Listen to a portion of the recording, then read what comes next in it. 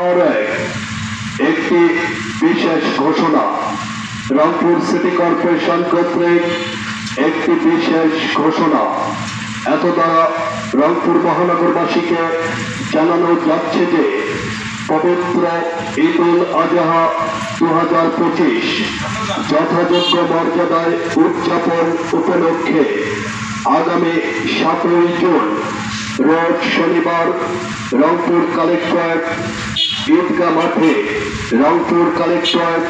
কেন্দ্রীয় ঈদগাহ মাঠে সকাল 8 ঘটিকায় ঈদের প্রধান জামাত অনুষ্ঠিত হবে এবং ঈদের দিন আবহাওয়া দুর্যোগপূর্ণ হলে বিশেষ ব্যবস্থায় ঈদের প্রধান জামাত রংপুর জেলা মডেল মসজিদে সকাল 8 ঘটিকায় অনুষ্ঠিত হবে এবং দ্বিতীয় জামাত সকাল 9 ঘটিকায় অনুষ্ঠিত হবে ইনশাআল্লাহ। শুভেচ্ছান্তে কর্তৃপক্ষ, রংপুর সিটি কর্পোরেশন, রংপুর।